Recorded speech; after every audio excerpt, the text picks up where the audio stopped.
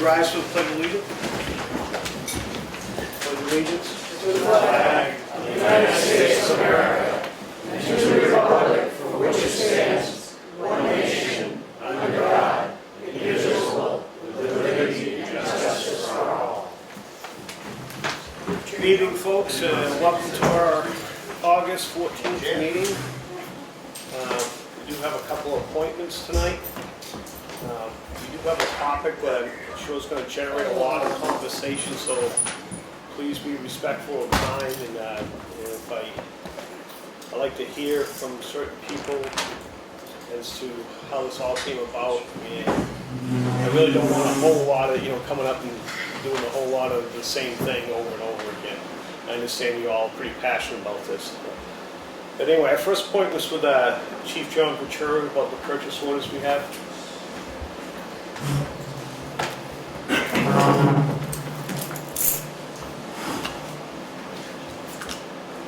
And this is for the purchase of the new vehicle. This is the cruiser that was approved. Yeah. It's normally purchased in April, however, Ford stopped making the 19s and then we had the 20s, so there was a big lag. Okay. So we're just now getting to this part.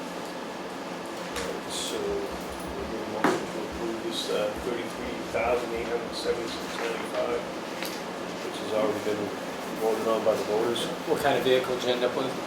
It's the 2020 SUV style. Is that an Explorer or? Yeah, it's Explorer type. Yeah. A second. Okay, all those in favor? Aye. Thank you. That's the one I had right We gotta approve outfitting it. Yeah. Oh, okay, the other. Okay, yeah. I will make the motion to provide the utility equipment set up for $9,479 for the new cruiser. I'll second it. All those in favor? Aye. Okay. All right, Thank you. hey, John, you gonna hang out for us, right? Oh, sure. You want me to sit here? You want me to hang out over here? Yeah, that's fine. So we have a next appointment with Pam Wigan from the Wakefield Heritage Commission. That's about the Wakefield corner traffic. Chief Ventura is also here. I believe the Congregational Church is also here. And yeah, you can come up, yeah, sure. Okay, so I'm kind of new to this whole situation here, and So got a lot of literature on it. Seems like everybody's. One thing I can see is unanimously, everybody thinks it's a safety issue up there. It is. And so basically, will everybody hear me? Because they may want to hear what I say too. We can hear you. Okay. I'm here as the chairman of the Heritage Commission to ask the Selectmen to support our zoning ordinance. And I know you asked about how this might have happened. Back in 2006, the Heritage Commission approached the chief at the time, who was Tim Merrill, to help us with the issue with speeding in the district. It was just before he was retiring, and he did start to look into this, and then he told us he was going to be retiring, wait until the new chief, who was Ken Fifield, came on board, and he would initiate the whole thing for us. So that's what happened after 2007.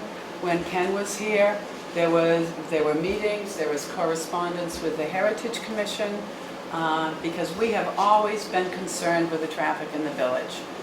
In fact, we were the ones who spearheaded the issues that have been going on over the years. Back a few years ago, we knew there were issues that the church was concerned with too. So at that point, Peter Brown reached out to the church and asked them to join us with trying to find ways to deal with the traffic. We had meetings outside in the village. We had meetings at the pub and at the Wakefield Inn. We did get the speed limit reduced to 30 through the district. couple years ago, so we're talking about more than a 12-year job of trying to get this taken care of. And at this point, it still is not, and we're all concerned about that. But at none of these meetings were flashing lights, lighted signs ever brought up that I was at any of the meetings, nor any member of the Heritage Commission. That was addressed to the selectmen 3-4 years ago when I was on the board, that was discussed. I What type never of saw sign it was. anything about lighted flashing lights. Did you not know what we were talking about then? When we talked about this, it was him, I, and Connie Twombly that sat at this board, and we talked about this sign, and when we talked about this sign, there's not 10 different signs. We knew what we were talking about. I never knew about this until I got a letter last month from Carol Lundgren from the church asking me to write a letter to the chief to support the flashing lights in the village. And because of our zoning ordinance, we couldn't do that. And so the next day, I think it was the next day, we were able to meet with the chief. Myself, Rick, and Connie Twombly met with the chief and told him about our concerns, and it doesn't meet with our zoning. I think it's exempt from zoning though. It could be if the selectmen want to do it, that's true. But this is how this occurred. And the chief suggested that I call Mark and ask him and get on the agenda to meet with you and discuss our concerns. And he said he would hold off putting the signs in until we were able to come to a meeting. So what I'd like to do is two things. I'd like to read to you the ordinance that we are following, and we have followed since 1991 when the town voted for this. And it says, so this is just on page 21 of our zoning ordinance. A, New Hampshire state law declares that preservation of cultural resources, and particularly of structures and places of historic, architectural, and community value is a public purpose. Pursuant to the above, it is the specific purpose of this ordinance to preserve and safeguard the heritage of the town of Wakefield by making it possible for the citizens of the town to create one historic district that will, 1, preserve for generations to come the picturesque and unique settings and collections of historically, architecturally, and culturally significant buildings and structures which are found within the town of Wakefield. 2, encourage the maintenance and restoration of such buildings and structures and their settings, and ensure that new buildings and structures and alterations to those existing within the district are in visual harmony with their neighbors in order to preserve that which reflects the cultural, social, economic, political, and architectural history of the town of Wakefield. And 3rd, foster civic pride and beauty, strengthen the local economy, conserve and maintain property values in the district, and provide an opportunity to enhance the education, pleasure, and welfare of the citizens and the visitors of Wakefield. And we feel modern flashing lit signs are not in keeping with the character of the district. The second, so that's what we have followed for almost 30 years. The other ordinance that pertains to this is found on page 49 in the Wakefield zoning ordinance, and it says under F, prohibited signs, number 3, a sign that incorporates in any manner any flashing or moving illumination or with illumination which varies in intensity or varies in color, that has any visible moving parts, visible revolving parts, or visible mechanical movement of any description or other apparent visual movement achieved by electric pulsations or by actions of normal wind current or otherwise, except when not visible from motor vehicles traveling on public roadways. So those are 2 ordinances that these signs would come under. One that we have followed, and everyone, whenever anyone wants to do anything in the village that reflects anything on our ordinance, they come to us. I never heard a thing about flashing lights, nor did anybody on the commission. And that includes Connie, so you can ask her when we're done with this. Had that been the case, I would have spoken up before, because this is what we've done, and I've been on this commission and on the district since it was formed in 1991. So obviously, if I'd known, we would never have gotten to this part. There is a clause in that, just so it's clear, that exempt signs on page 47, government sign, a sign erected by the municipality, state, or federal government that is required for the public safety and welfare. So there is a reason for us to actually put these signs up if we choose to do so. Because what I've read through all this literature I've been reading, that we have a safety issue there. These signs were discussed as, being put up, and they've been purchased, and now we have them, and now we're saying we don't want to put them up. But And I'd like to know, when these were purchased, which was 3 years ago, nobody knew that they were a speed limit sign and of the, what do they call these stuff? There's a name. Traffic calming Traffic. devices. I never heard a thing about flashing lights in the village. Okay, so Never. give me a reason why you wouldn't want the safety of this public to be I'm that not here. priority. I believe that is a priority, but I am not here as a resident of the village. I am here as a chairman of the Heritage Commission, Okay. and that's our ordinance.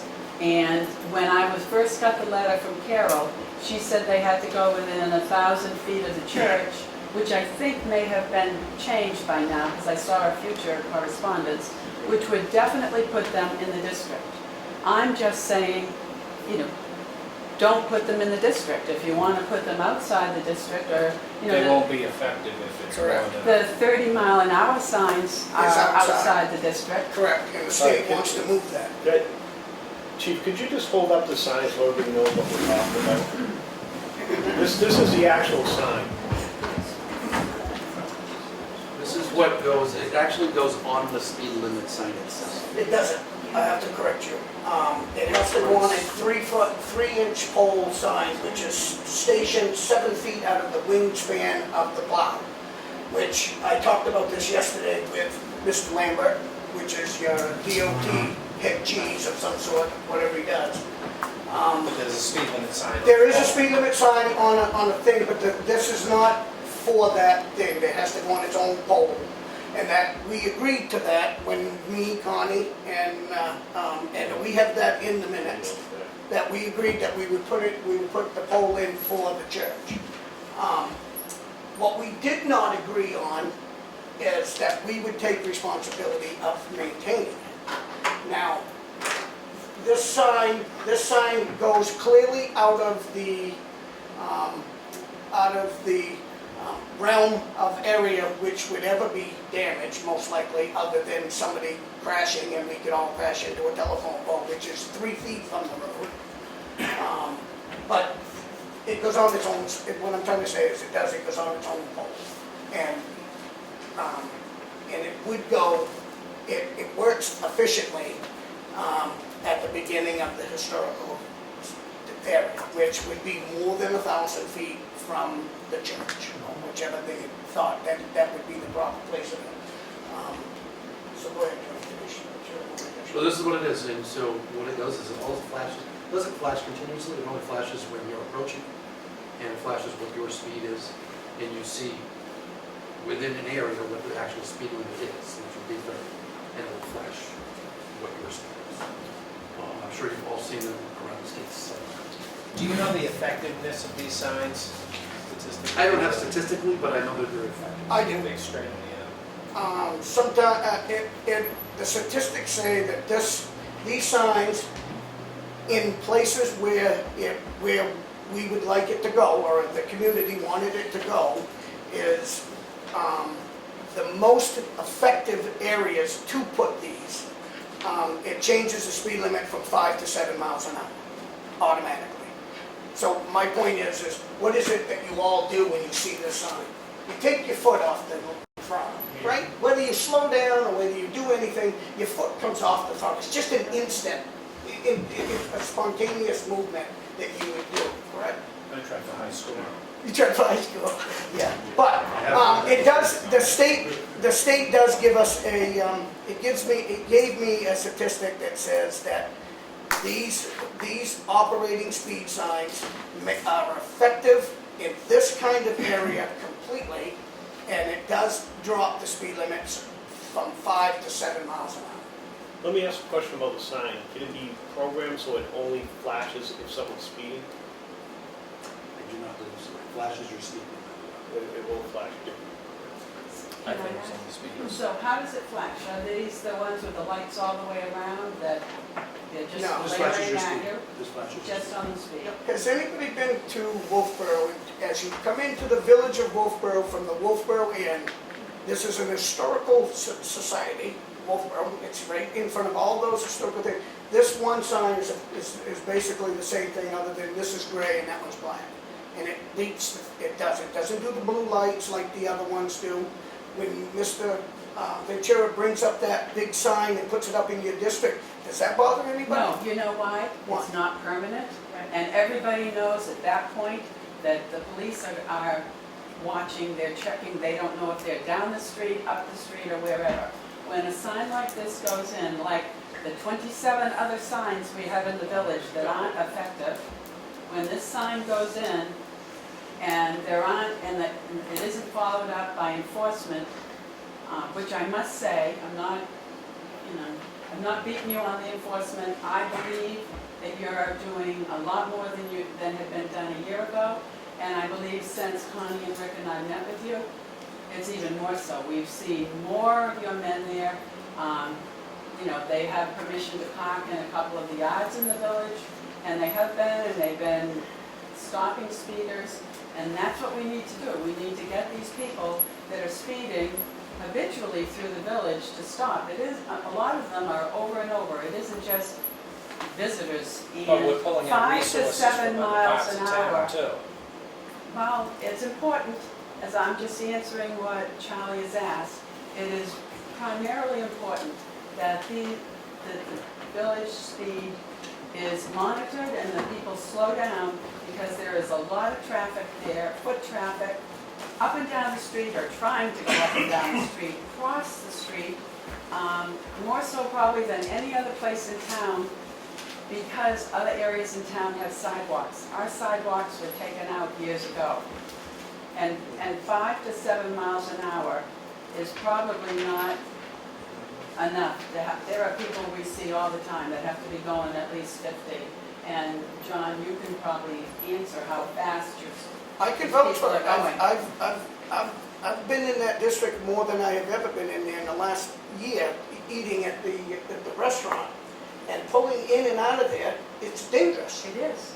It's extremely dangerous. There are a lot of people in this room that live in the village, and they're concerned, and that's why they're here. They're concerned that we can do something. I'm here because I have to follow this ordinance. Okay. Connie, I was gonna ask you, when this all came about, because the signs were purchased by the church, so no one, it's hard for me to believe that no one knew these were flashing. I had no idea. I never saw that sign. That sign was never showed to us. Any of us. Never showed, but we talked about it. I don't know if we actually said it. We but- said it was a traffic control device. I had no idea it was like that. Okay, a And that traffic doesn't control bother me. device would mean, That doesn't bother me. I wish I had seen the sign, but I'm in a hard place here because I'm also on the Heritage Commission. And whatever they vote, I have to, whether You I have to vote vote? for it or don't vote for it. Same as if I was a selectman. but a month ago, This was brought up. but a month ago, you had mentioned, you said that you were extremely irritated on the traffic, not irritated, let me put it with, because you Very much drop so. off your granddaughter Great-granddaughter. to the nursery school, and you were very concerned and you thought this was a great idea. I said that something had to be done, because when I drop her off, if I can't park in the parking lot, I sit there and I wait till there are no I cars. understand. And sometimes I sit there a while, because I will not open my car door when tractor-trailer trucks are going through there. And I firmly believe something has to be done. I'm worried about the foot traffic, for little kids now, occasionally crying, I mean, So why wouldn't you want to try this to see if it works? I'm not saying I want it or I don't want it, as I just said, I'm on the Heritage Commission. So my personal feelings, if the board votes, they don't want it because of that, my personal feelings don't matter. They matter to me, and me All right. only. I want to entertain the church. The church has asked to speak here, and I'd like them to speak because they're the ones who actually purchased the signs and how that came about. And it seems like there's been kind of like a reversal of what has happened.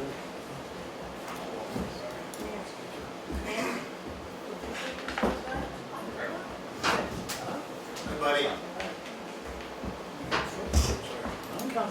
Take your time. Yeah. Hey, buddy. I am hoping we can clear up some misconceptions. Me too. I have a statement to read, but there is some things about the signs people may or may not be aware of. There's a number of functions those signs can do besides put the actual speed limit on the sign. It is a stealth mode that the sign can also be programmed. So then the chief would have some history of the amount of violations there without no sign showing, no nothing. No flashing? No nothing, no nothing. No traffic count. Okay, that's what I number was one. hoping for. It could be Number programmed. 2, it can be programmed to flash. It can be programmed to say thank you if you're doing the speed limit. It can be programmed in different colors. It can be programmed for daylight and nighttime. So in other words, it wouldn't, if you wanted to do 8 a.m. to 8 p.m. or vice versa, any of these things. So during the day, it could be flashing, you wouldn't even know it was flashing. Correct. because you I wouldn't see it. respect what we're trying to do in the historic district. What we're all dealing with when we have functions at the church, services at the church, funeral services, things that are going on at the end. You got a real estate office, you got the treasure shop, the library's there, the inn is there, and the inn and the church share a parking lot. They allow us to use their parking lot during the day, and they use ours at night. So that kind of works that way. But I do have a statement I want to read. Sure. If that answers some of the questions. I don't think a lot of people realize that. Well, that's Because why I they look brought that at it. question up, because I thought that could be programmed. Oh, yeah, yeah. And it's simple as an app on a phone that they can do. Give me a copy of that, right? Does anybody else want a copy of this? No, go ahead. Okay, my name is Raymond D., and I'm a member of the Church of First Congregational Church of Wakefield as part of the safety team. My residential address is 134 Deer Ridge Road, and I'm a resident of town since 1976. I want to thank you for the opportunity to make a brief statement and answer questions, if there are any, about the church's involvement in the purchase of the traffic calming devices for the area of Wakefield Corner, sometimes called the Historic District. The church was given an unsolicited gift of money from Alden Young Trust with the express purpose to research, receive permission from the town to accept such a gift, and purchase the appropriate type of device for the area. The church engaged with the state engineer, William Lambert, by letter and in a personal site visit. Mr. Lambert met with the group from the neighborhood, along with the transportation engineer, Colin Lentz.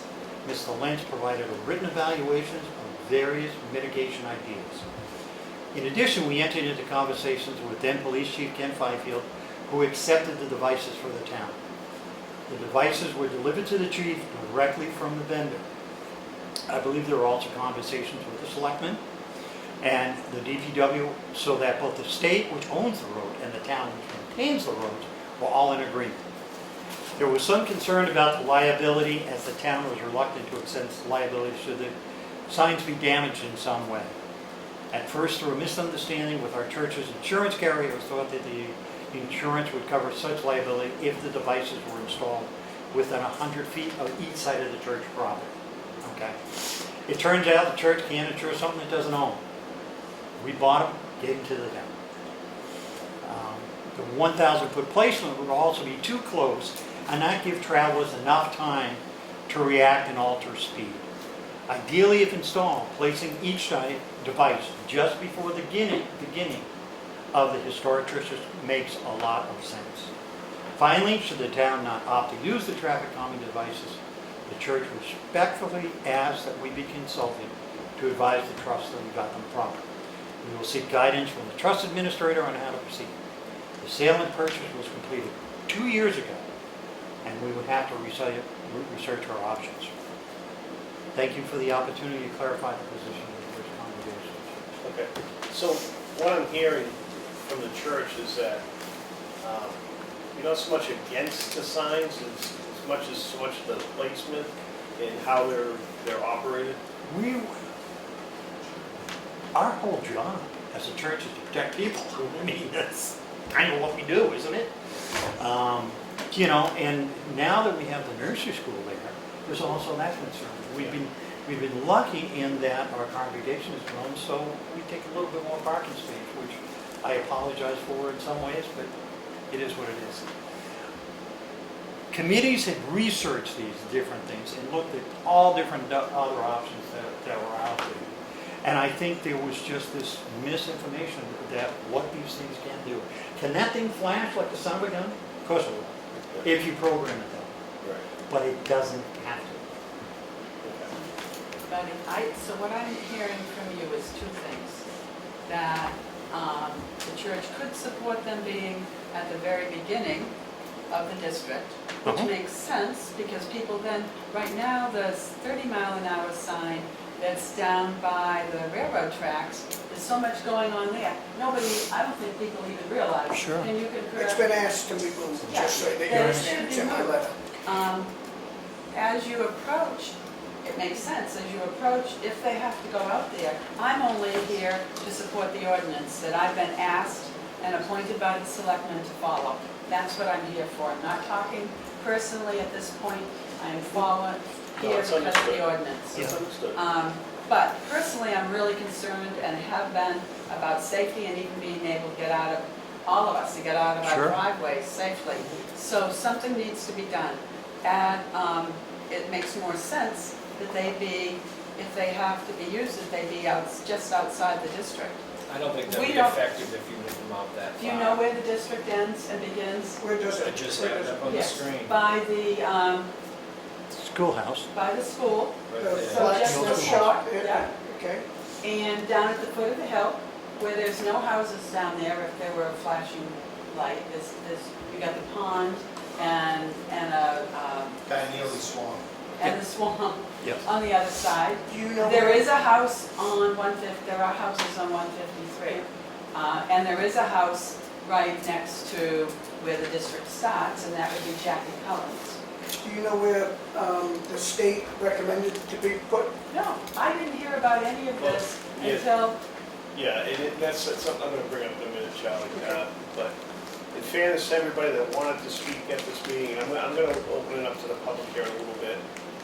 But the Castro family submitted a letter, and they wanted me to read this letter because they couldn't be here, and I'm going to give them the benefit of reading this letter. It says, "Dear Selectmen, I would like to submit this letter in support of installing the traffic calming devices that have been approved by the state DOT, the Wakefield Police Department, the Wakefield Board of Selectmen, and the Wakefield Public Works. I would request that this letter be read at your August 14th meeting on our behalf. We had planned to be at the Selectmen's meeting in person, but due to a death of a very close member of our family, we were unable to attend.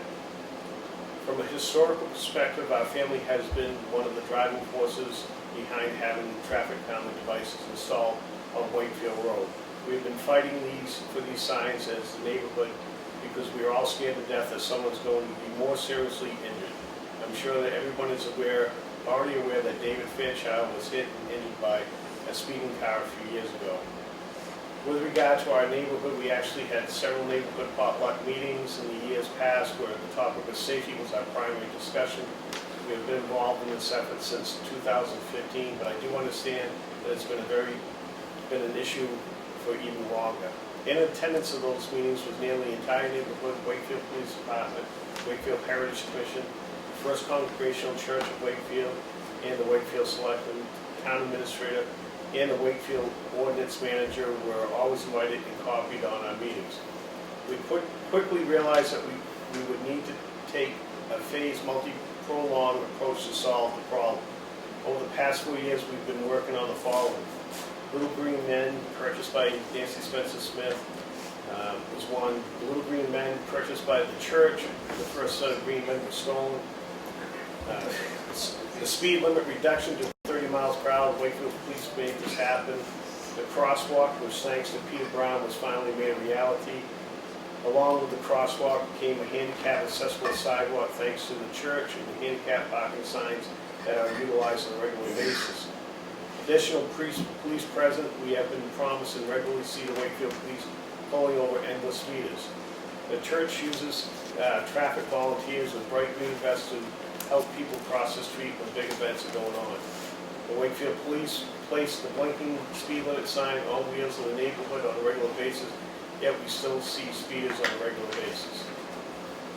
All of the above has been being worked. The group continued to lobby for the approval to install traffic calming devices.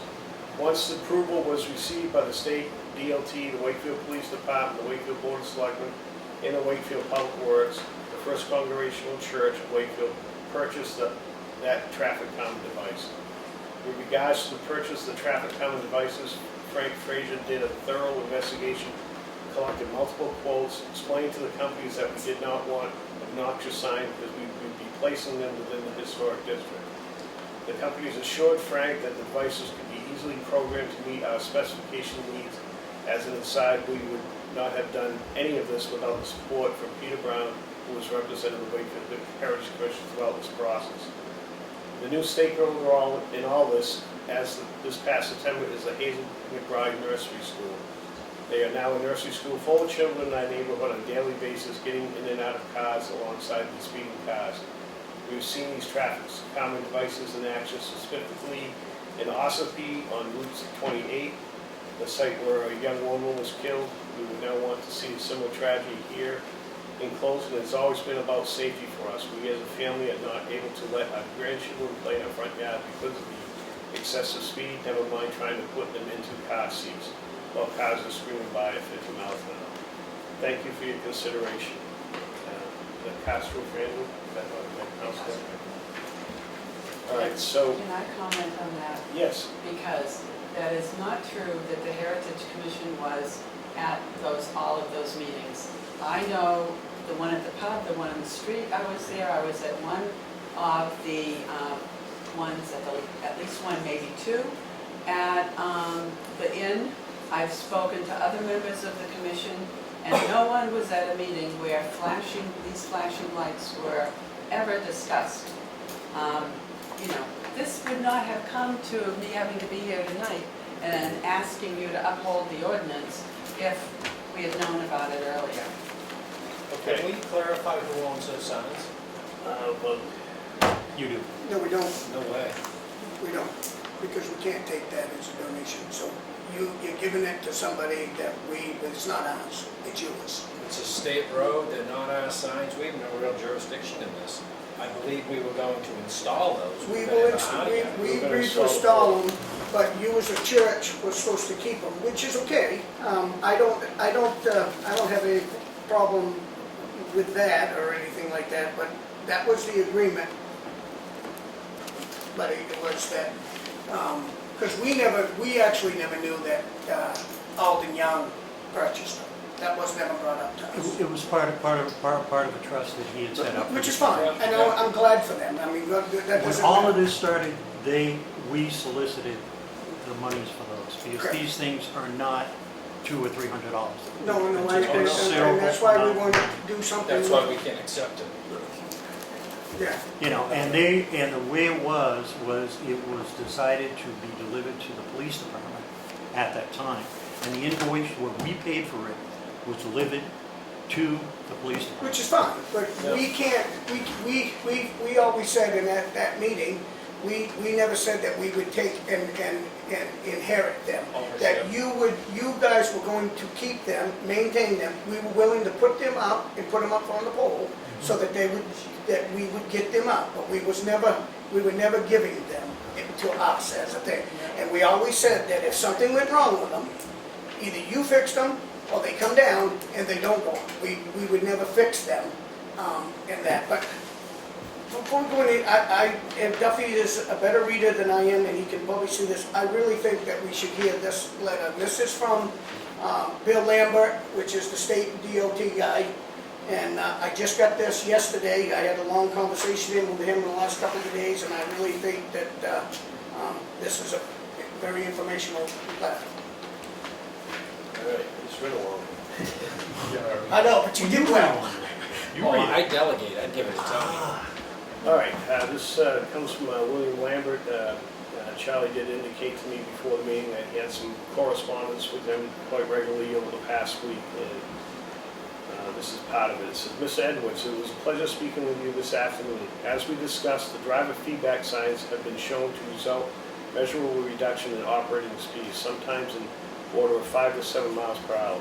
I believe they are most effective when used discriminately in locations where the character in the road and the abutting land use changes dramatically from rural, relatively high-speed condition to more of a village setting with a higher building density. Increased pedestrian bicycle activity, narrow roads with limited shoulders and other elements that warrant reduced speeds. The historic segment of the Wakefield Road would seem to fit that description. These signs seem to be growing in popularity, probably as they are decreasing in cost. I believe that they would lose some of their effectiveness if used in excess. We have seen similar results with the use of intersection warning beacons that were initially installed at locations where highway geometry may have restricted sight distance, but then started to be used in locations where sight distance was not an issue, including locations where the beacons were present prior to a safety improvement that corrected the deficient sight lines and remained following the improvement. As the number of beacons grew, we believe their effectiveness diminished. For that reason, I would support a limited use of the driver feedback signs for situations like the Wakefield Road approach to the historic district. As we discussed, I had suggested that the sign might be more effective if the 30-mile-per-hour speed limit sign was moved to a location where a motorist could see the historic district village setting that warranted the reduced speed. I have offered to have my sign staff work with the town to pick a good location. Lastly, I would prefer that the state DOT install and maintain these signs at appropriate locations so that we could better control the locations and uniformity of the application. We simply do not have the resources to add these assets in all of the location where they might be warranted and effective. For that reason, we approve the location, installation, and maintenance of these devices through maintenance agreements with interested municipalities. Best regards, Bill. So really what he's saying, and this is probably what this meeting is going to lead to, is first of all, we have the ownership of the signs still falls within the church. If we are going to take ownership, we have to have a public hearing to get these signs. It's just the way it is. I believe the purchase order probably was made out to the Congregational Church from the group. Correct. Okay, so that would We be paid in your saying, how is that the police department? I do want to hear from the public, but what I really, where this is taking us is we're probably going to table this to get with the state, find out where they think the location of these signs would be the most effective, then we can have another meeting and we'll invite you all back to share that information with you. But I'm going to open this up to the public a little bit here now. Does anybody want to make a statement? Nancy? Yeah, Mark, I want to applaud the BOS for really getting the gist of the issue, and it's safety. And in that regard, I think you take your mandate on safety from our master plan. And I'm sure you all review it periodically, but all throughout the master plan, we talk about safety being of preeminent importance, especially in our villages, which of course we highlight in the master plan as being of significant importance to our towns. So you've got it. I don't need to read to you, and I have corral here. But I do have one issue that is of concern. I was for years a member of the Heritage Commission, and it's always been my interpretation that it deals only with construction, maintenance, and rehabilitation of properties, not anything to do with extraneous things like signs. I just don't think this is part of the mandate of the Historic Commission. I'm having difficulty really comprehending why this is an issue. Nancy, in one regard, you're correct. If someone wanted to change the exterior of their building, make a change, they would have to come to us. Indeed. And so that relates to the building code aspect. But I read, and you heard, I'm sure, I hope, but it's in the zoning, if not, that we are supposed to uphold the character of the village, and there's 3 paragraphs there, and that's what it would fall under, us taking a stand. In the other instance, we would do a certificate of approval or a disapproval, and the person or party that lives in the village would either get our approval to do something or disapproval, and then they have to go to ZBA. That's another Okay, issue. well, I understand. that's another I don't think- discussion. I think this is- Rick, you had a comment you wanted to make? Yeah, you know, I think if we poll. If you could state your name, just so we can have it for the I'm record. Rick Poor, and I'm a member of the Heritage Commission, and relatively new to Wakefield. I don't think if we polled anyone here, everyone here, there'd be any argument or any disagreement as to why we're here. It's for safety, that's it. And I don't think anybody has any individual here has any personal vendetta one way or another.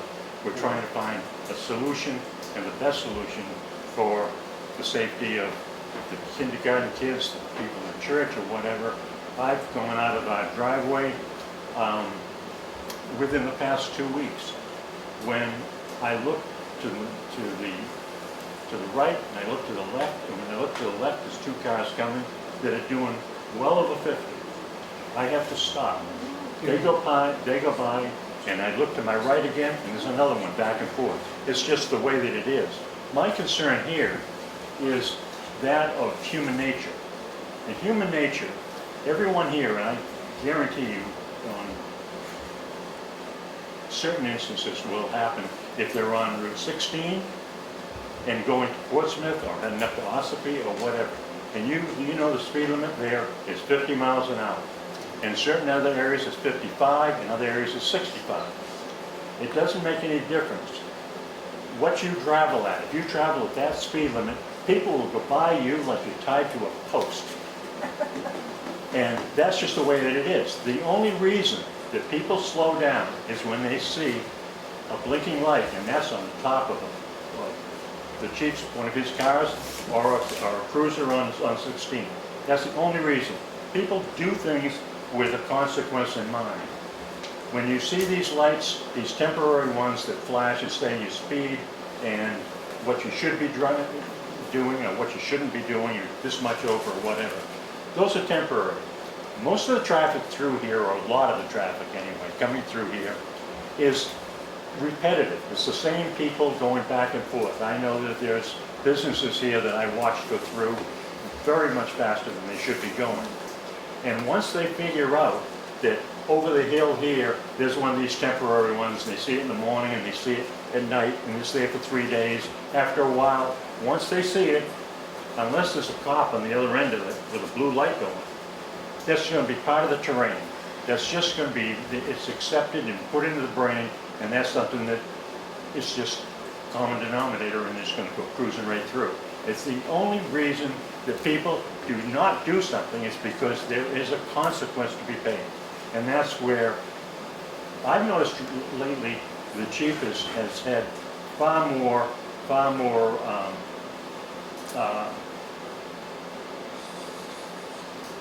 cars in the area and pulling over far more people than I have seen in the 3 or 4 years that I've been here before this. Recently, it's been a lot. And that is going to be, I believe, going to be the determining factor. Now, we just heard about what these signs will do. They will blink, they'll do different colors, they'll come on certain times of the day, certain times otherwise. They could do a dance, it's not going to make any difference. All the people are going to be concerned about is that this is going to be a permanent thing, it's part of the terrain going down the road. And that's, unless there's somebody on the other side that's causing a problem by pulling them over, giving them a ticket, that's the only thing that's going to change. I can give you just a small scenario of a place that I know. It's called Yarmouth, Maine. And Yarmouth, Maine has Route 115 that goes right through it. Goes from Gray to the ocean. Outside of Yarmouth is probably outside of the part of the town where it's most populated. They have a sign that says 25-mile-an-hour speed limit, and you can't figure it out. It's right in the country why it is. But they enforce that, and they have for 40 years. So anybody that I know of that goes in Yarmouth, it's well known. You do not go through Yarmouth higher speed than 25 miles an hour. If it's 28, they'll pull you over and give you a ticket. And that is well known in that area. And if the enforcement here, I think, is done on a repetitive basis and hit hard, people will begin to notice a difference. And the townspeople that make this continuous trip every day, coming and going, if they get pulled over, we're just going to go to incidental people that are coming through for vacationing and whatever, that they're going to pay the price as well. That's a long story, but that's my opinion. No, I don't necessarily disagree with it. I know there's a section of Molten World that my wife reminds me all the time that when I hit the fire station there, you better watch your speed, because they do. They monitor it quite closely, and you will get a ticket if you're speeding through there. But they have one of those signs up. Yeah, but they also do it. But it becomes common knowledge that after a while, people start to, comes word of mouth, you start talking about it, people will start. My take, and this is just my opinion, but we bought these signs, everybody. Church bought the signs. Well, the church bought the signs, and they're here now. We've had them for 2 years, they're not returnable. Let's see where the state wants to place them. Let's give them a try. Let's see if they do work. If they don't work, we take them down. And we just do the enforcement. But we have the signs. It was intended on them to be used. I really think we really need to put them up. We need to see where the state wants to place them, because their idea of placement, where everybody else thought they should be, or were going to be, is totally different from what I'm hearing from Charlie. Yeah. So, good on. And my thing would be, if it saves one life, is that worth it for one blinking sign? I just can't fathom the idea of a blinking sign. And I'm just kind of curious, if it saves one life. Not even a life, an incident. And it just, to me, it just. We live in the village. Many of So us now here- it's about personal. No, I'm saying, No, many of the let's not go. people here are in the village. I have another gentleman up back who'd like to speak. Yes, sir. My name is Jim Theodore, and I agree with your point. It has to be a project that is based on fact. And we did a lot of research on this. We did a lot of research on what works. Now, my suggestion is the following. I agree with you that that it should be implemented and tried. I'd like to also tell a story, just like Rick, about a town in Vermont that bought this sign right outside of Bridge Street. It's a little town called Wakefield, Vermont, and the problem was you had a road going down into the district, the old part of the district, shops, church, that people just sped on. So they bought a sign, put it up, but in addition to putting the sign up, the police really wrote a lot of tickets. They stood by it in the beginning and enforced it. And it had a dual impact, because not only did people start realizing that this sign was there, got them to slow down and save lives, but it also had the effect of getting everybody to know that that was going to be enforced. Because after all, just having that sign, I agree with you, you made a point. Sometimes you don't see it. You know, you've seen it for so long, you don't see it. But I think if we tie in with the police, it will have an impact. Now, I live at the corner of 153 and Wakefield Road, and it's not just during the daytime. I mean, at night, we all know who sleep on that road, that it sounds like the Indy 500 out there. And they come down Wakefield Road speeding, and they go up 153 speeding. And I think that your suggestion of putting the signs in, trying them out, hearing what the state says, so that we're all working together, that's a solution. Because Rick's right, there's nobody in here that doesn't believe this is a problem in our village. Well, Someone's going gonna get hurt. And then we're going to move this along. Thank you. That's all I have to say. Mr. Fogg. Yeah, three things. I think that parking over at the restaurant, if people would learn how to back into the parking spaces and drive into the public way, they'd not only comply with the law, they'd have a lot safer entry onto that public way. I think that that's an important thing to start emphasizing, because when you're backing out, I'm not trying to pick on the restaurant, I think they're doing great, but if they're driving into the public way, they're not creating such a safety issue. Community effort, I think, you know, if maybe I would get on my hands and knees, beg Nancy, donate an acre out behind the church of that field, take a couple of granite posts out, make a nice little dirt parking lot out there, whether it's an easement or a gift or something. Big issue is the parking that's on the street could be alleviated and taken away completely with a little bit of land donated, or even out in front of Pam's barn.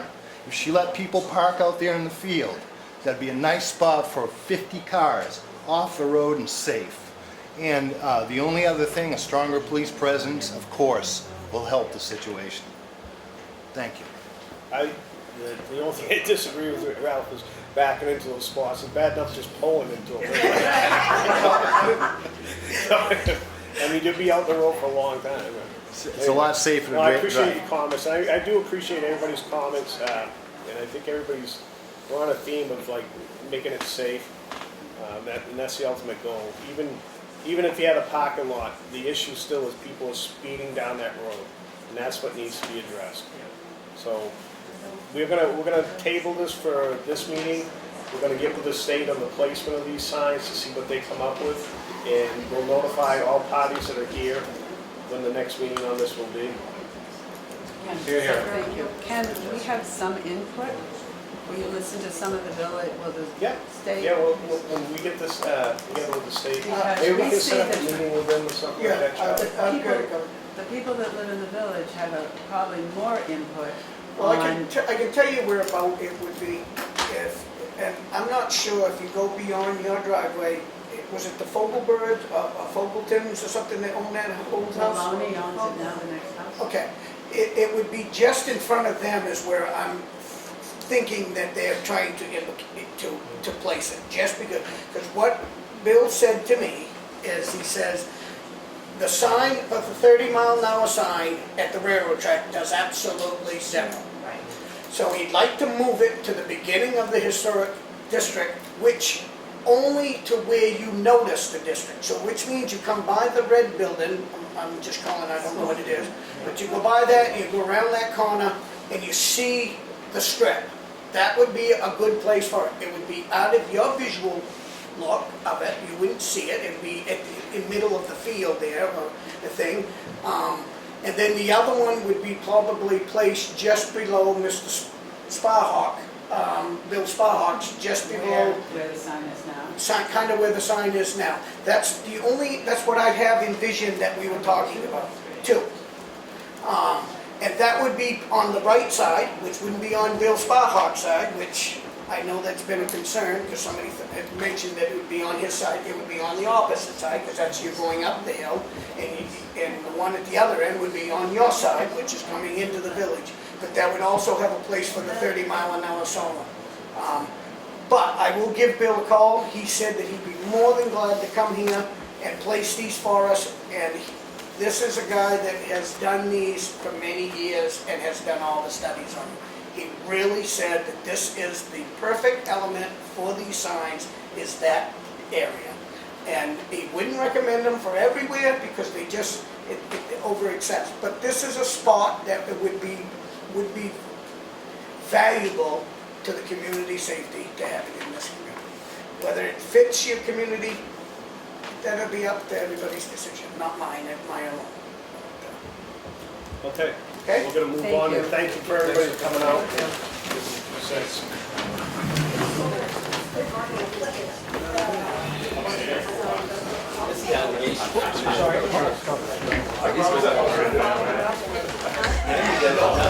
Put you in the corner.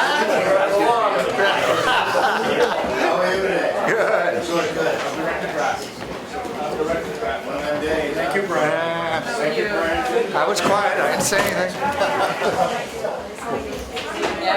Thank you, buddy.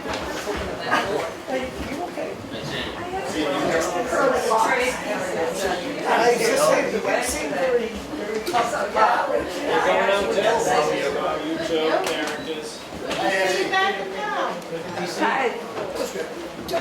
Okay, we're gonna continue on with our meeting here. Get back surgery. Oh dear. I'll give a couple more minutes for this to filter out. Now we're,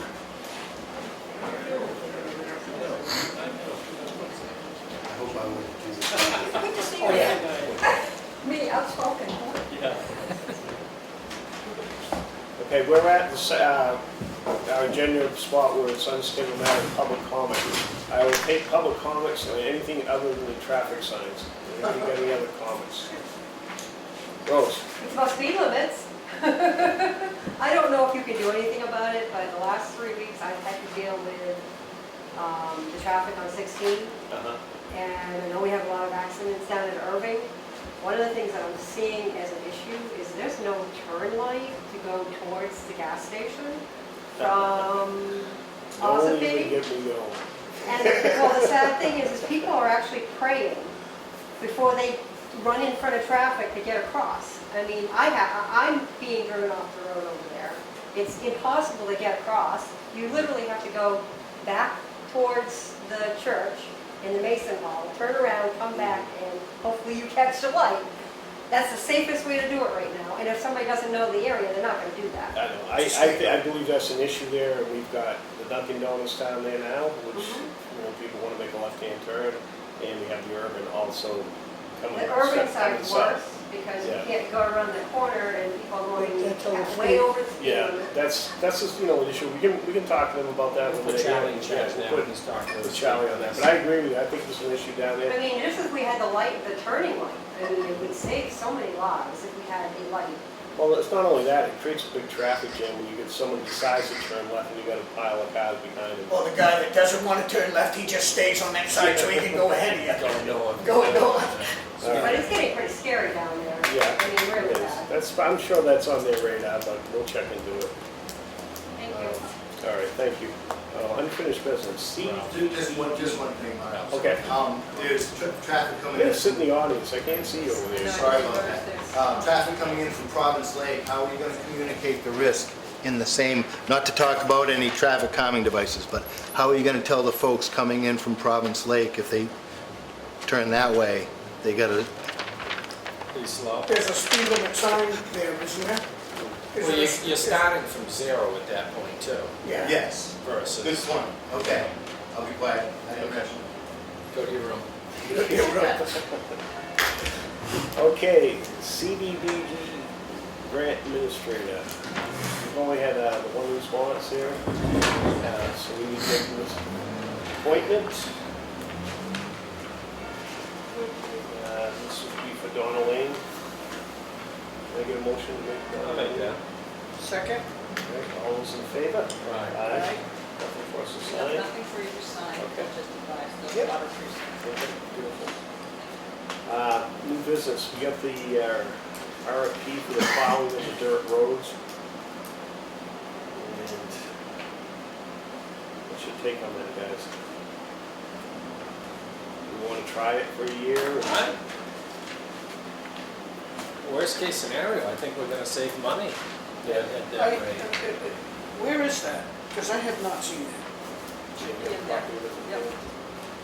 Can I see that before?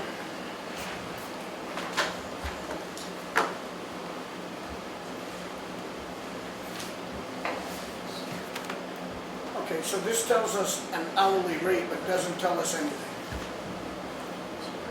You tell me, what are they thinking? I mean, if I get a 60 or a 68, it's not Well, telling me I'm that's saving that's anything. a rate per hour, so we gotta figure out, did they give him an estimate of hours when he put out the quote? Well, it's hard where it's not been done before, anticipating it's about a 4-hour route. But it's still a route that goes, if the storm is 20 hours, it's a 20-hour. Because they're still they're on call from the time it snowflakes to the end of the snowflake, correct? Is that how that would work? Or as the highway manager would. Calls them out. Calls them out. Yeah. But they would have to be on call from the beginning of the snowstorm to no matter what, to the end of it.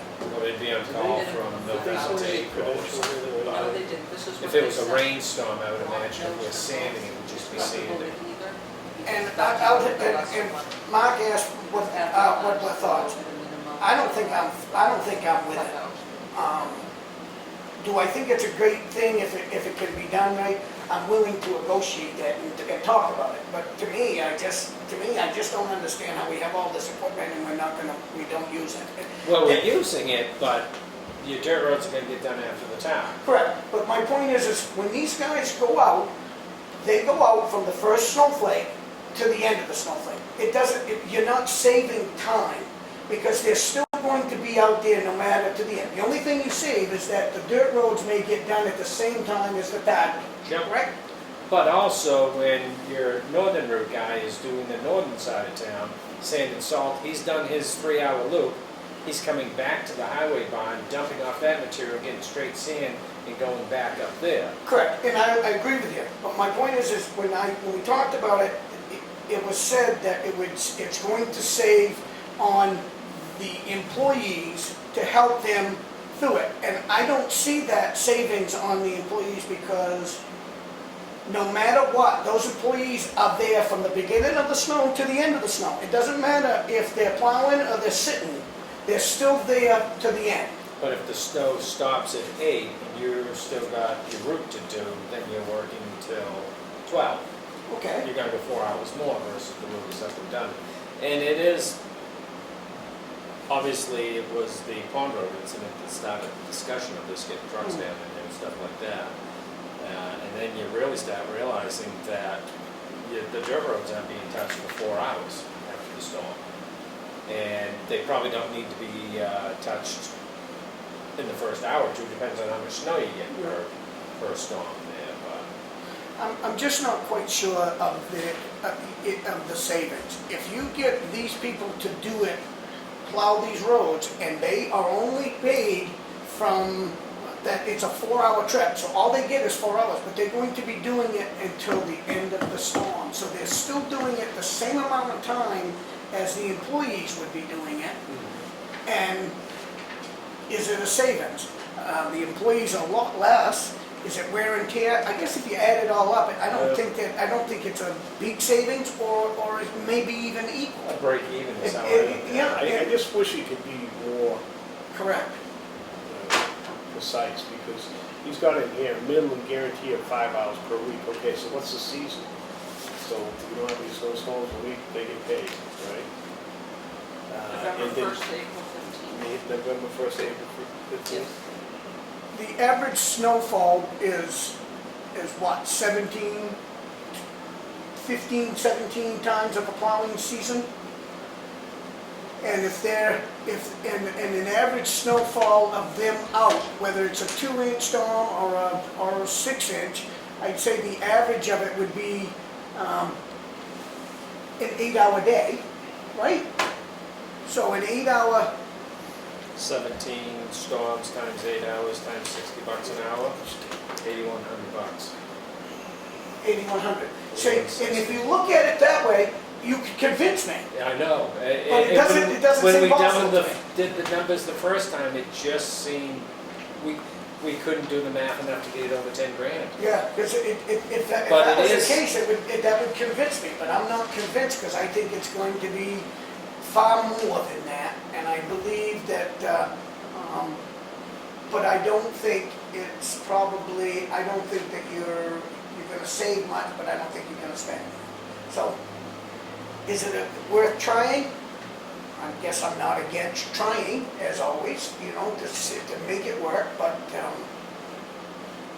somebody's gotta be watching them, making sure that they are doing them, Oh, yeah. randomly. Oh, yeah. I mean, that would be Rob. Or SAP, Or that's. whoever goes out and follows them around, pretty much. That would be patrol after, and as you know, if something sucks and not being done right, we hear about it. Yeah, oh yeah. It'll be all over the place. I guess my point is I'm not against it, but I need a little more information. And you just talked to me about a little bit, maybe think a couple of different Doing the ways. math, it's hard. Doing the math, it sounds like it's a no-brainer. And a lot of it is, I mean, that's just the northern truck that has to come back and say during that storm you have 3 times you're doing your routes. You're coming back 3 times to go back out. And just the northern truck will drive 20-25 minutes with his plow up 153 before he Yeah, puts I've his seen plow down, just getting up to Bonnyman and stuff like that. Once we looked at it a little bit, it definitely was an issue. I prefer 2 people doing it, breaking the routes up a little bit, but it might not be as attractive. I know one of these individuals, but I don't know the other one, but do they have multiple trucks or? Yeah, I It checked. would probably be in their best interest too. The That's one $60 going. an hour guy did have multiple, but I also believe he has multiple different accounts still. But that's the big thing is. I don't see either one of them being able, not being able to do it. Exactly. I don't have an issue with that. He works for the state as well too. Yeah, I don't have an issue with that. I'm still a little behind, we buy all this stuff and we're supposed to be able to do it and we've been doing it for Yeah, no, tons that's of the thing. time. And I think But I'm over always willing to. time, people are expecting the roads perfectly drivable 24 hours a day in the Oh, yeah. middle of the No, you're snowstorm. right. And as you go further north, people take more responsibilities. They have studded tires, better snows, and kind of expect that at 3 in the morning that I may need to be more prepared for myself.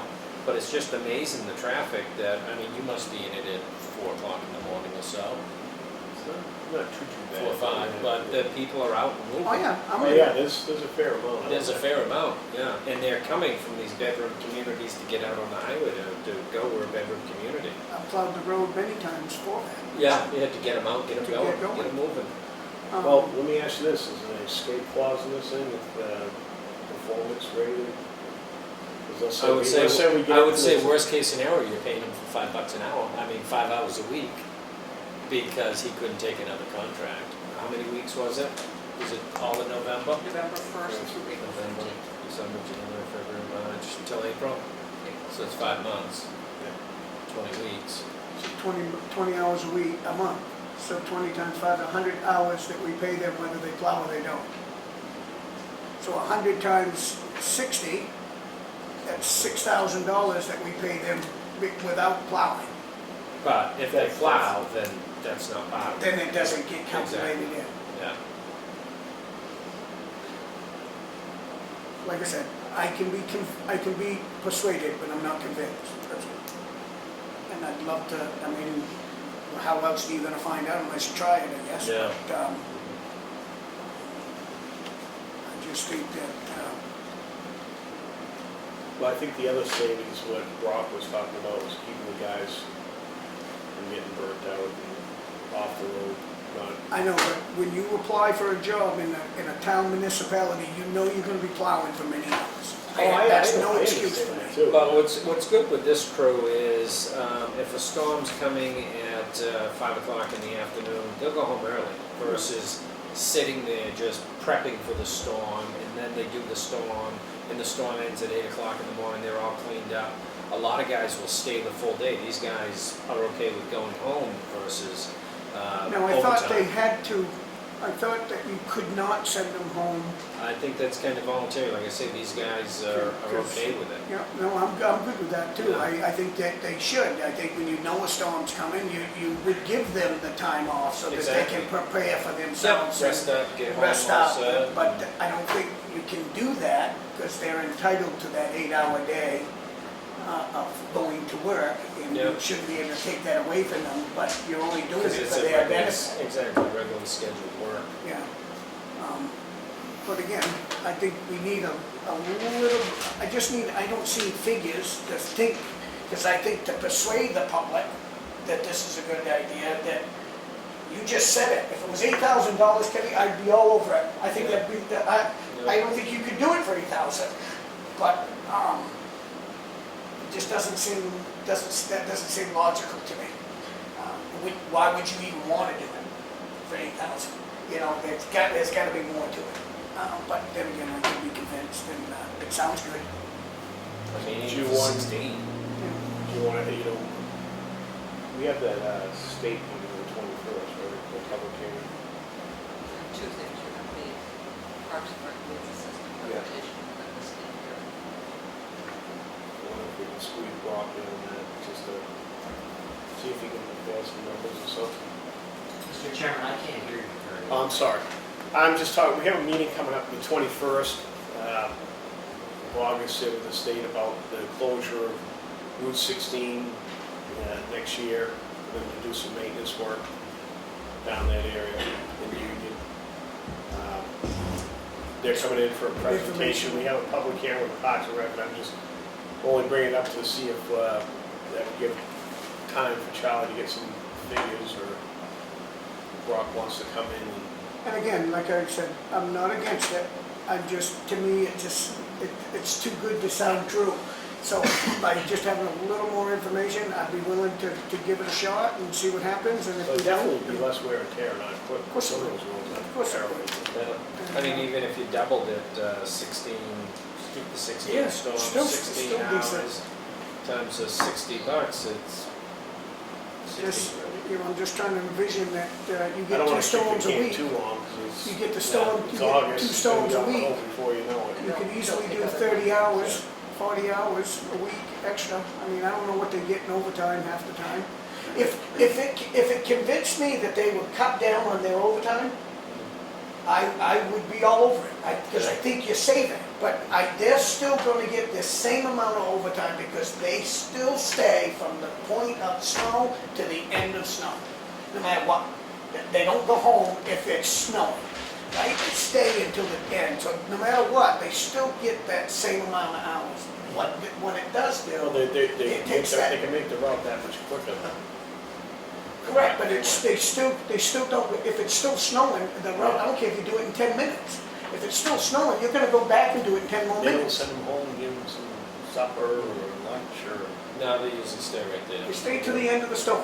Yeah. But, again, if it's less, Well, I can't better believe that we come quality. all the way back just to Well, change sand. I think we mean, gotta- that doesn't make sense. The other thing you gotta watch out for is the state guidelines for employment too. You can't just work a person continuously without a break. I think they're exempted highway for They do, snowstorms. yeah. Are you sure? Yeah, they did. Until somebody's killed in a horrific accident, we can make a change. No, that's all accepted. I would like to be able to Amount of say, hours. all right, why don't you guys go home for an hour and get some. We tried to make a little break room or something there so they can at least close their eyes, come in, close their eyes. Sit. Yeah. Yeah.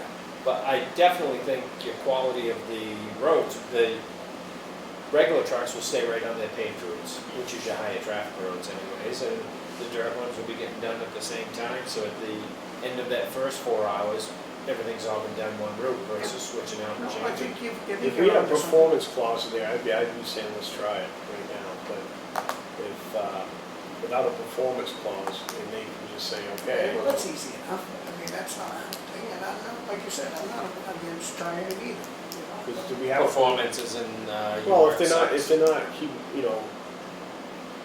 filling it up to our expectation, Yeah. keeping these roads plowed the way we always do.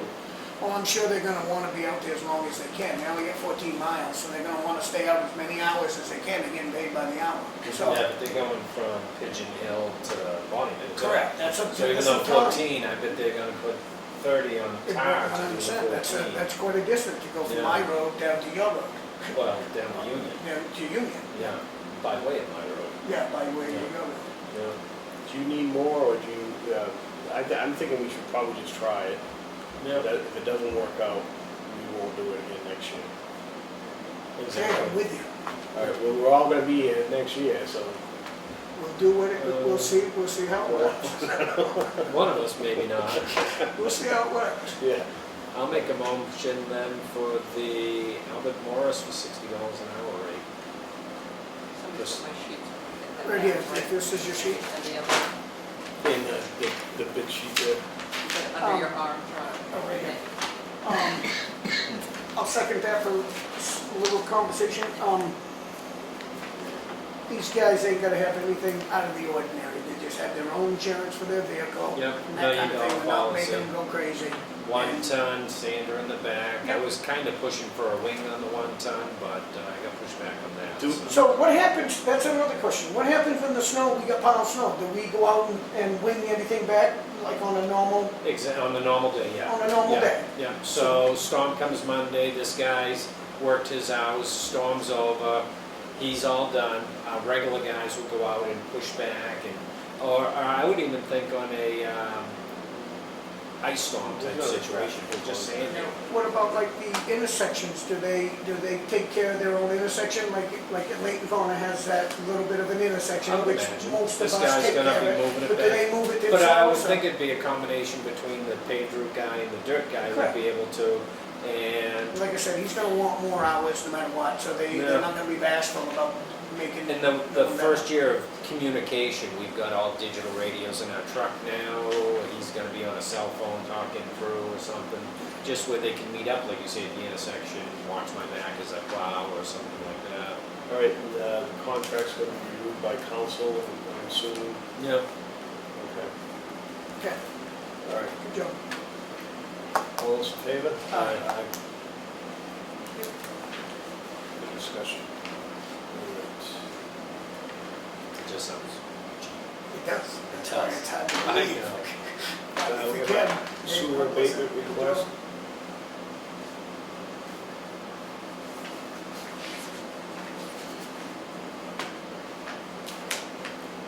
What'd you say? Huh? Sewer abatement Oh. request.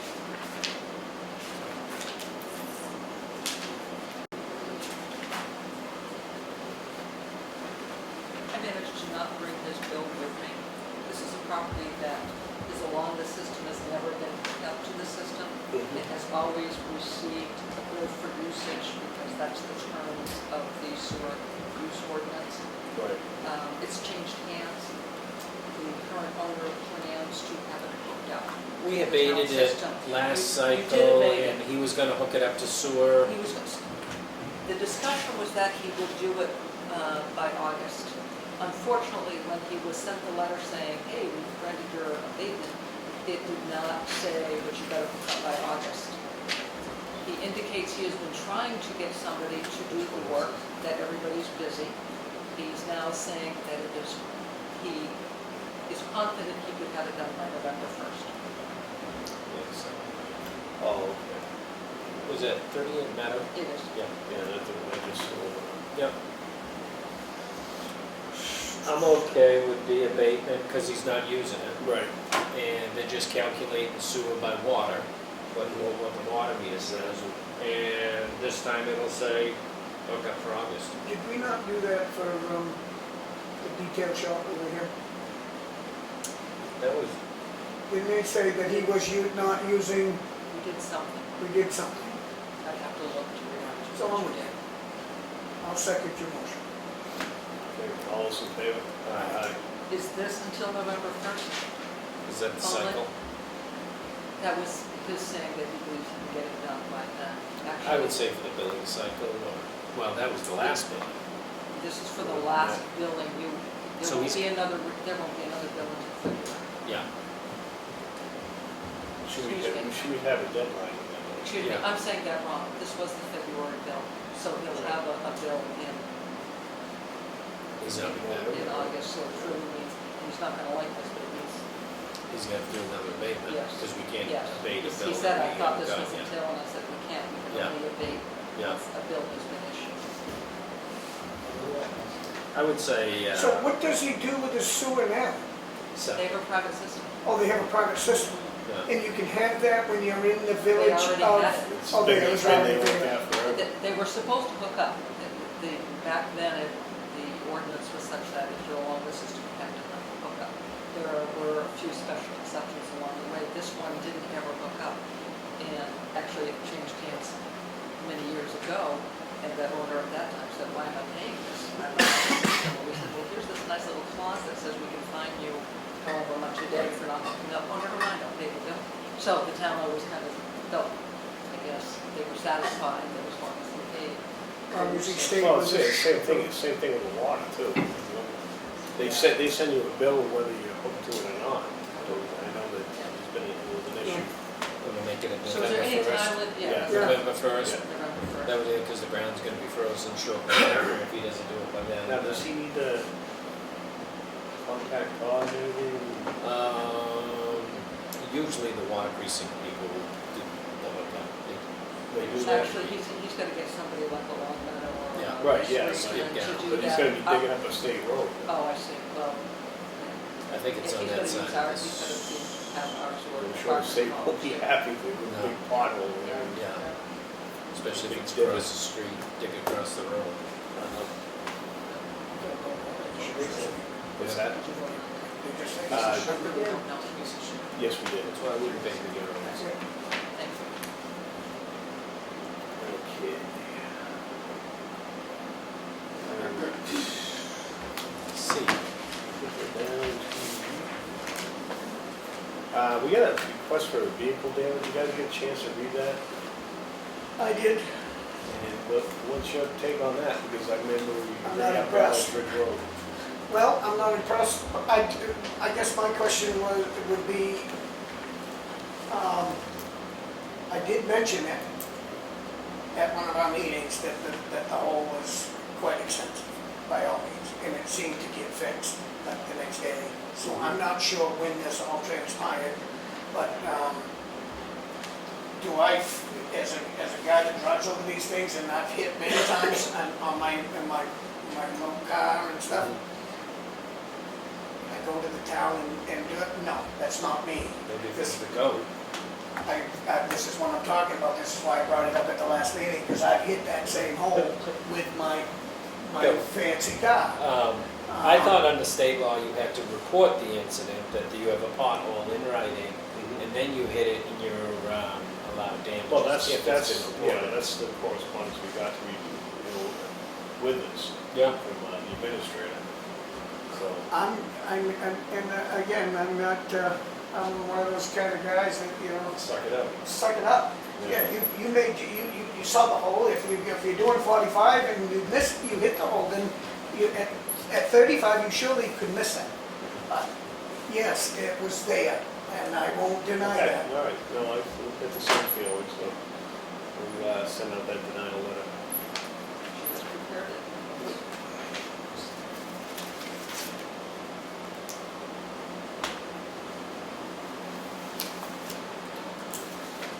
Okay. This problem was everywhere. He had to have been flying in order to do that kind of damage, I would imagine. So I went over it with a $50,000 lowrider, and I didn't do that kind of damage. And I hit it pretty hard. We have a capital reserve expenditure. Several, two tops. How about three? Do we do these all in one motion, or, I mean, Separately. I'll make a motion for the town hall improvements, $1,232.50. Second. All those in favor?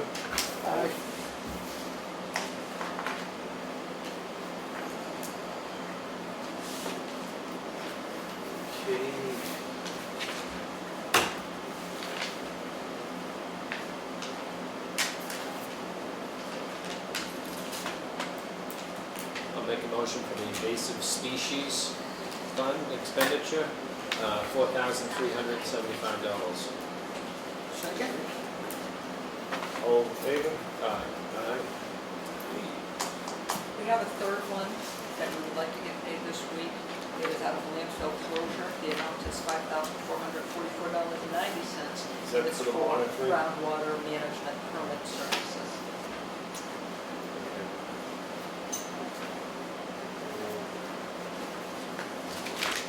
I'll make that motion for $5,444.90. Second on that. Second. All those in favor? Aye.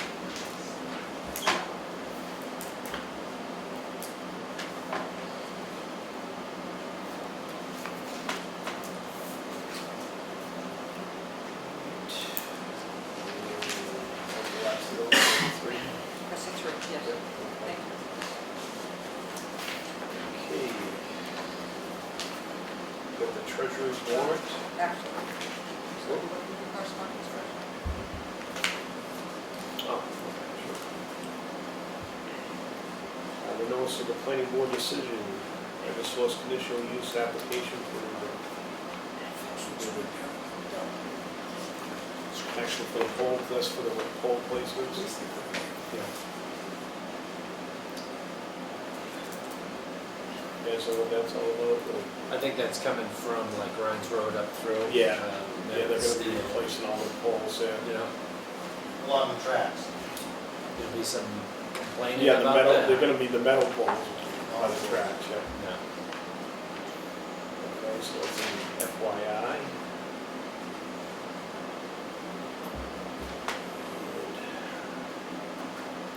Got the Clearview Community TV quarterly report. Did you get a chance to look at that? It looks good. They're doing a good job. Okay, we got the Greater Wakefield Resource Center. Any questions on that? No?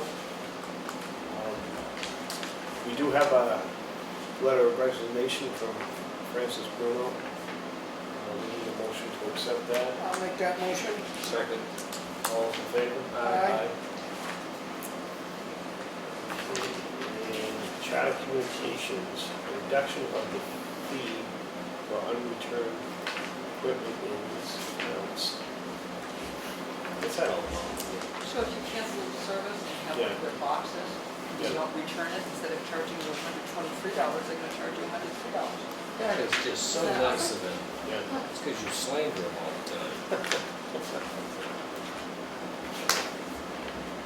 Unscheduled matters, public comment number 2. Ms. Tomlin. I just would like to comment that the other day, I had to go to 109 Low Lake Road, and I cut across Oak Hill Road, and it's very well maintained. It just felt really good. How many to drive days on ago? that road. It That is. was last week. Yeah. When they tuned it up really good, it was holding up, and then last week it just started falling back apart. Well, when I The was, traffic. and then when I came back, I went Pond Road, Yeah, and it was much better shape Oh, yeah. than the yellow, 100% than over that road. yeah. Just wanted to comment on that. Okay. Say good job to Brock, and his crew. Anybody else? You're in the right spot, Ron, that's good. Okay. All right, got an update for us? Yeah, I actually just have a couple of things to let you know about. Last year, you might remember that Lovell Lake Association asked about putting up a building for the Lake Coast people who Sure. had the program. And we said no for a number of reasons. One, setbacks. Two, Wayne didn't think it was a good idea. Three, somebody said they could use the pot. Made me feel better about the phone. That was me calling you anyways. The new president of that association has asked again. Kelley responded to him and said, this is what they said last year. However, do you want to entertain that again? No. Do you want us to reach out, or are you satisfied What with? are they talking just a little For the bus stop Lake thing, or, Association people that sit in the shed. Yeah, and we said that, I mean, if they sit in the, it's hot, it's really, I mean, I thought that we put it down because it didn't make any sense. They put up an umbrella if you want to sit underneath if it's Yeah. raining, but if Yeah, you're sitting in a sauna sitting inside that building. Is she really gonna sit in it? No. Did they ever And I don't provide think they a get permits for it conceptual anyways. No. drawing of what they Well, were? I don't know, they talked about the dimensions that the shed was going to be. It resulted that one of the then selectmen said, I've got a pop-up you can use. So I don't know if they Correct, used it. and I'm against that, so. It still doesn't meet step backs and Wayne is still not in favor. But That's, if you that's, wanted that's to not a bring it bad back point up. though, when those little pop-up. Correct, that's what she's using now. I see it down there. Yeah, all right, well, yeah. You have there is a budget committee meeting scheduled for August 27th That's on at my list to 6:30. talk to. I've got a graduation that night. Can my Ooh, you backup want your go? backup to go? I was It's gonna really ask him. going to, that's you. That's going to be just, here's where we are with the town budget today. Here's a little bit of When a is this? wrap up of the school. August 27th. And who's your backup? You, Oh. What time is it anyway? 6:30. 6:30. Would you please remind me? And I'll be glad to. Yes, I will. It's a good update just to see where we're at. Eversource has put up the fence down here at the transfer station. Yes, I am looks great. told. I just mentioned that to Ken. Said that looks great. Looks a little confined, but it looks good. Let's Didn't realize see. that right away was so wide there. Contacted by our heating fuel propane provider.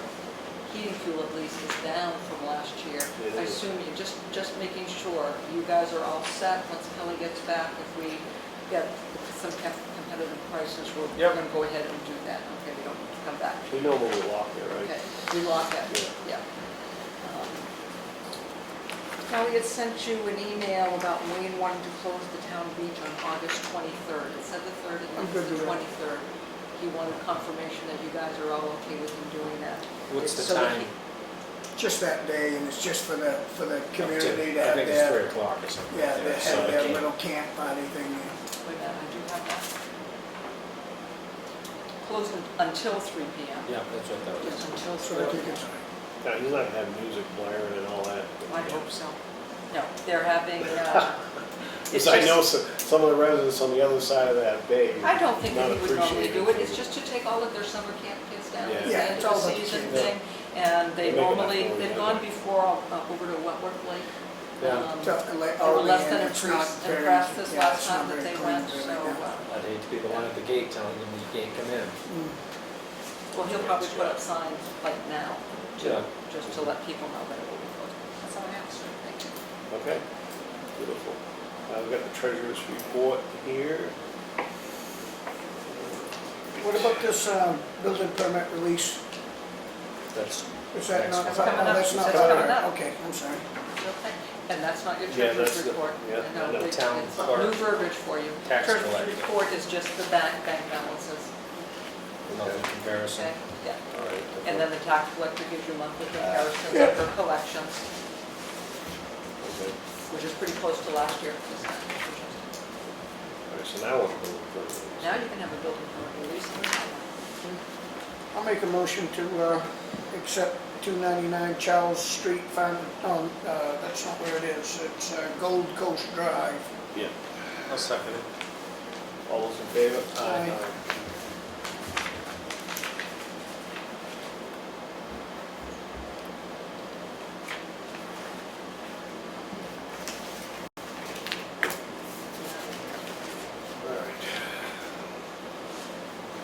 We got a treasurer's payroll warrant of $92,266.94. Motion to carry? I'll second that. All those in favor? Aye. Aye.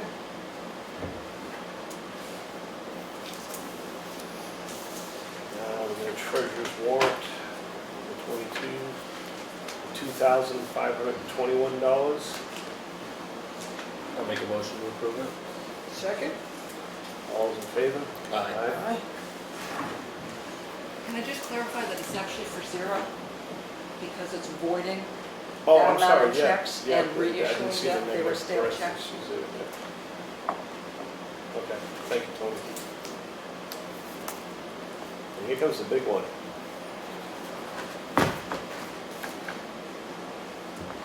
Treasurer's warrant, 121, for $1,009,571.52. How much? $1,009,571. Say, that was the biggest one I've done yet. Yeah. That's, I'll, well, schools. I'll make the motion. You wait till you see next month. No, just kidding. I'll second that. All those in favor? Aye. You're lucky, you're lucky. Very. It's like 700,000 something in there for the school. It's for the Hey, kids gotta learn. Count. Come on. Say, You learned, right? Or did you? I learned how to be obnoxious. Okay, how many non-publics do we have that are not sealed? That are not sealed. We have 3 that are not sealed, and you were not here for any of these, but non-public, no more. So, do we vote to keep them sealed? Is that what we're No, doing? these are These not are sealed to non-sealed. begin with. We need a motion on the ones that, I'll make a motion for Yeah, I'll second. 3. On the 3. so which are all yours? All in favor? Aye. Aye. Same.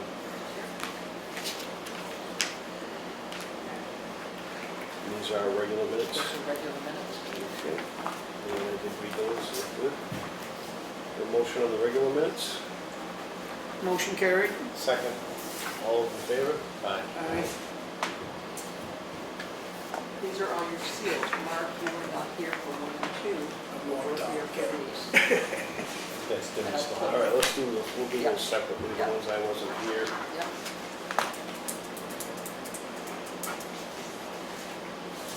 Okay, we have 2 non-publics that are sealed that I wasn't here. What's the motion on those 2? Motion carried. That's like, we got a lot done when you were late. Yeah, I know, I wasn't that late, you No, you weren't. guys do me behind my back. Did you make the motion? Yeah. I'll second it. All's in favor? Aye. Abstain? And... There's 3 different sets.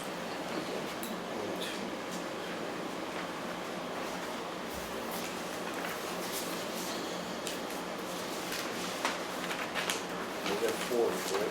Probably more than that. Yeah, 4. 1, 2, 3, 4, 5, right?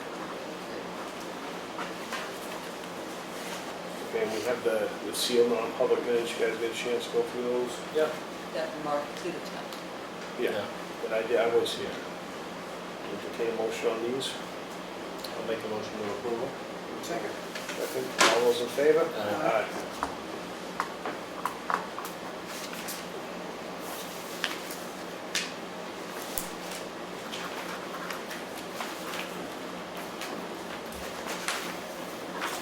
I'll make out this abatement form for the sewer so that there's an amount in it and remind you that it's in the signature box. You just sign it for me? Would you like to sign it now or have me send you what how I'll fill it in? Yeah.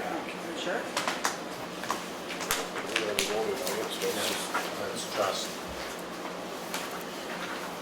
I'm on camera saying that I'm going to send it to you Yeah. before I send it to the tax collector.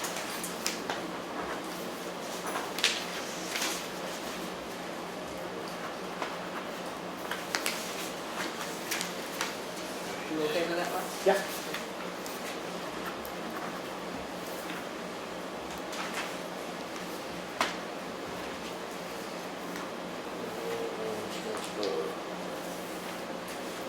Got a couple housekeeping things here too that were in the signature file.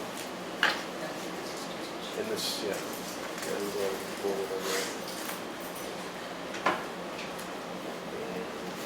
I'm the one that's gonna be signing this one, right? I didn't fill this out. Hiring Yeah, that code is would be Town you. Wakefield. Yes, yes. Signature of hiring code. Yes. Title, yeah. I can fill the list if you will just sign. Yep.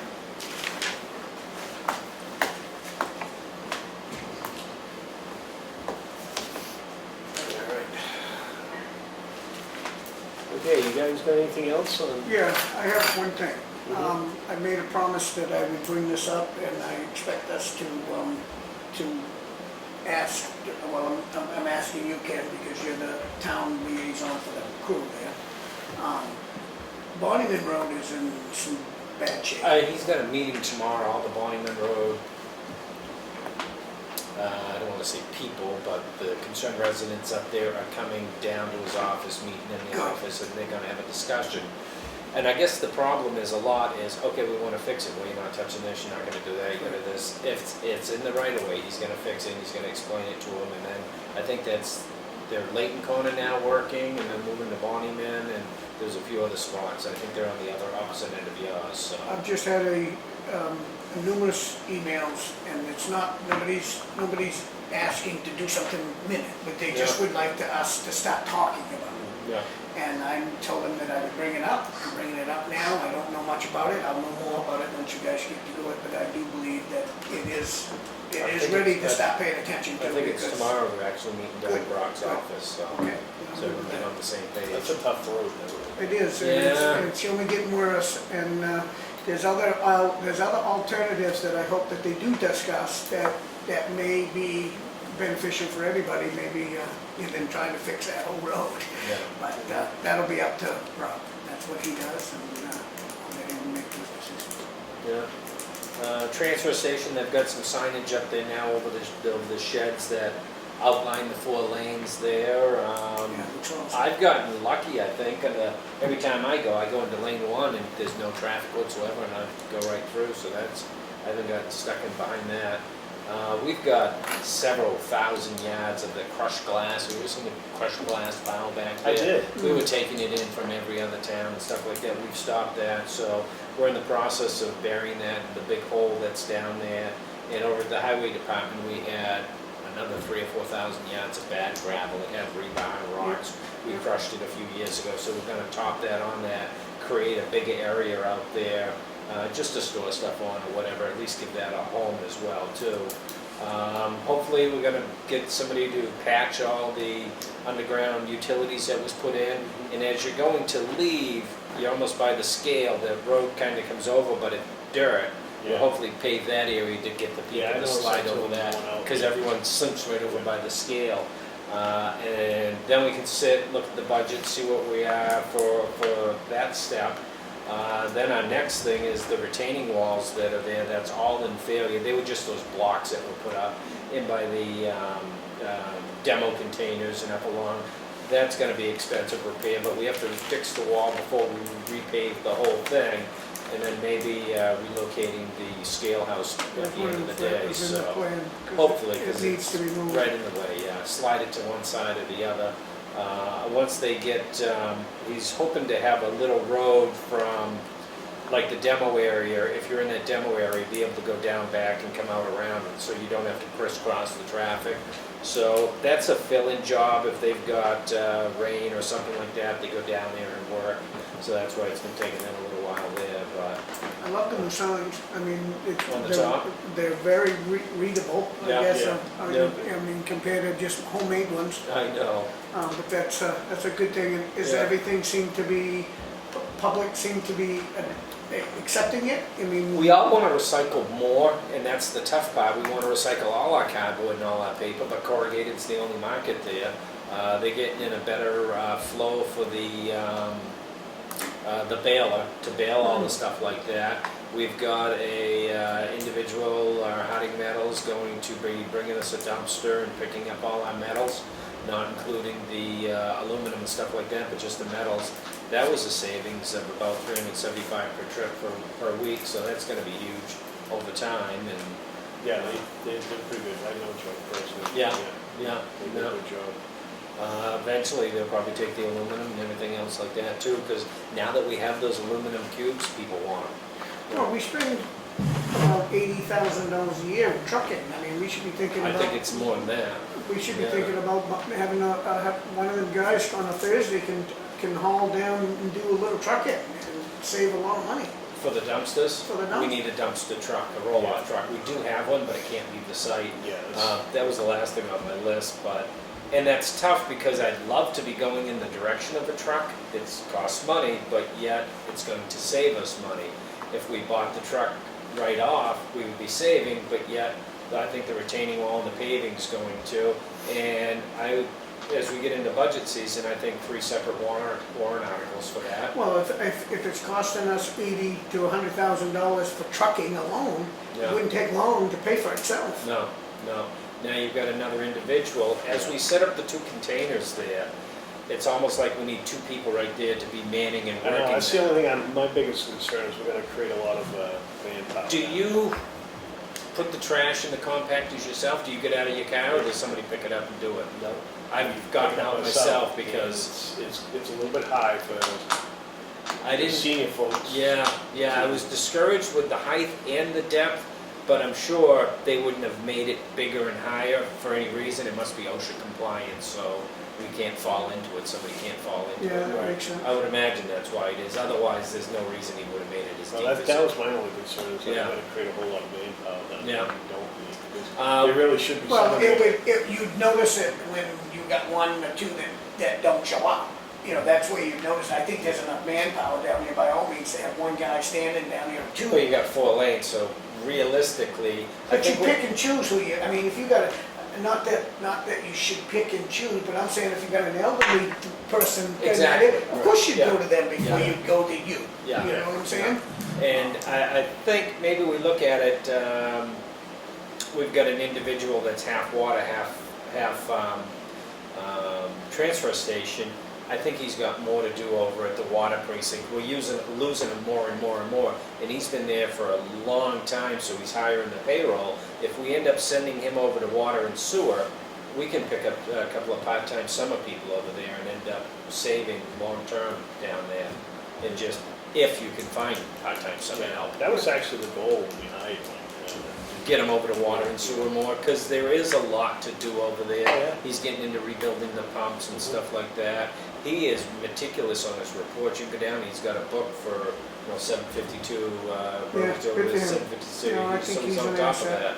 So I think that'll help that flow go through quicker down there as well too, but. Well, and that's the other thing too, is I talked to Mike, and I asked him how that pump would be going. Yeah. And he said Brock's been down there, but he hasn't always been down there. And he really wanted to be down there when they were going down there and doing that. Yeah. Because he knows what he's looking for, and Yep. what he wants. So Yeah, yeah. I was gonna talk to Kelley about that when she comes back, to make sure that, they are getting enough advance notice that he's gonna be down there doing that. Yeah. To get it done right. It's all good. Because like he was saying, it doesn't matter how much, you can get all the water out of it, you gotta get the solids out of it. Yeah. Yeah. I don't care how much it takes, to get them out, you don't have to maintain it as much. Yeah, you gotta climb down in there. Yeah. Hey, see, they took the job, you know? Yeah, You know? It's not always fun. Right, Tony? Yes, sir. No, I'm good. You all set? Yep, yeah. Motion to adjourn. you got it. Second. All in favor? Aye. Thank you for coming out. I close the motion.